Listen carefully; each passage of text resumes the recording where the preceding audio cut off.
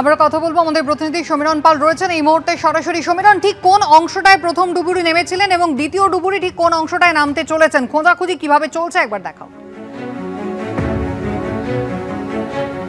আমি তোমাকে বলছি আমরা একেবারে খালের মাঝখানে সাঁকড়ের উপর রয়েছি। ক্যামেরাম্যান মদনকে দেখাতে বলছি এই মুহূর্তে দ্বিতীয় ডুবুরি তিনি নামার জন্য প্রস্তুত। একেবারে হাজিপুরের দিক থেকে তিনি যে কোনো মুহূর্তে নামবেন খালে।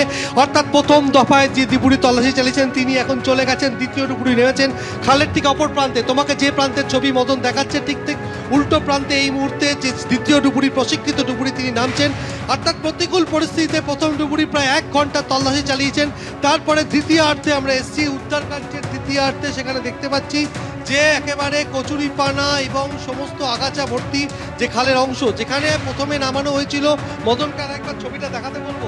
যে জায়গায় প্রথমে নামানো হয়েছিল সেই জায়গার জল কিছুটা পরিষ্কার ছিল এবং সেই পরিষ্কার থাকার জন্য কচুরিপানা কম ছিল, কিন্তু দ্বিতীয় ভাগে যেখানে নামানো হবে সেখানে প্রচুর কচুরিপানা এবং আগাছা দেখা যাচ্ছে। মদন তোমাকে স্পষ্ট করে দেখাচ্ছে খালের জলের পরিস্থিতিটা কি। অর্থাৎ সাঁকড় এ প্রান্তে নামানো হয়েছিল প্রথমবার, এবার দ্বিতীয় প্রান্তে এখন নামানো হচ্ছে এবং যথেষ্ট প্রতিকূল পরিস্থিতি রয়েছে। এই পরিস্থিতির মধ্যে এখন তল্লাশি চালানো হবে। এখানকার প্রবীণ এক নাগরিকের সাথে কথা বলে নেবো। এই জলের গভীর কতটা? জল কতটা গভীর? জল 15 ফুট। এখানে কি মুন্ডুটা থাকা সম্ভব কি মনে করছেন? এটা মুন্ডু ফেলে দিলে হয়তো জলের যা স্রোত আসে তাতে বেরিয়ে গেছে, অন্যদিকে যেখানে ফেলেছে তার থেকে দূরে চলে গেছে। তা কাল থেকে যা পরিস্থিতি দেখছি তাতে করে মুন্ডু হয়তো ফেলেছে, এটাই আমরা সম্ভবটা বেশি। অর্থাৎ এখানে যদি ফেলা হয়েও থাকে তার থেকে উদ্ধার করা যে খুব সমস্যা এবং সেটা এলাকার বাসিন্দারা বলছে।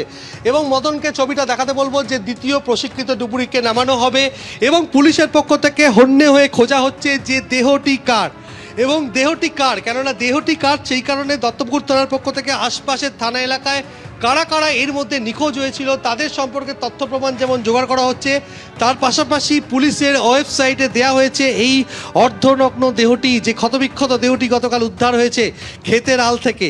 সেই মতো বিভিন্ন জায়গায় হন্যে হয়ে পুলিশ খুঁজে বাজাচ্ছে যে দুষ্কৃতীরা কোন পথে এই বাজিতপুরে এসেছিল, কোন পথ দিয়ে খেতে এসেছিল, প্রথমে কি খালের পাড়ে এসেছিল, প্রথমে কি দেহ থেকে মুন্ডু আলাদা করে খালে ফেলে দেওয়া হয়েছিল, নাকি ক্ষেতের মধ্যে খুন করে সেখান থেকে মুন্ডুটি নিয়ে এসে খালের ধারে নিয়ে আসা হয়েছে।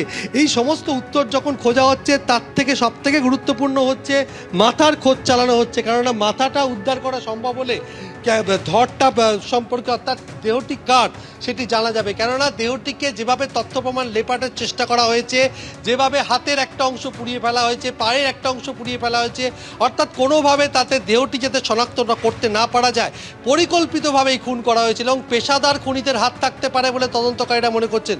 তদন্তকারীরা এটাও মনে করছেন যে কোনো পরিচিত যুবক হতে পারে এলাকার, কিন্তু এলাকার বাসিন্দারা এখনো পর্যন্ত পুলিশকে সেরকম কোনো তথ্য দিতে পারেনি যে এলাকার যুবক। আমি আরও একবার মদনকে দেখাতে বলবো যে ডুবুরি একেবারে হাজিপুরের দিকে খালের প্রান্তে চলে এসছেন। তিনি বোঝার চেষ্টা করছেন যে কিভাবে কোন দিক থেকে নামবেন। যেহেতু খালের মধ্যে প্রচুর কচুরিপানা রয়েছে, আমরা দেখতে পাচ্ছি এটা বড় বাঁশ নিয়ে আসা হয়েছে। অর্থাৎ কোন পথে এই ডুবুরি তল্লাশি চালাবে তাকে দিক নির্দেশ করার জন্য এই বাসটি নিয়ে আসা হতে পারে, সীমানা নির্ধারণ করার জন্য। তার পাশাপাশি প্রচুর কচুরিপানা এবং আগাছা রয়েছে, শ্যাওলা রয়েছে।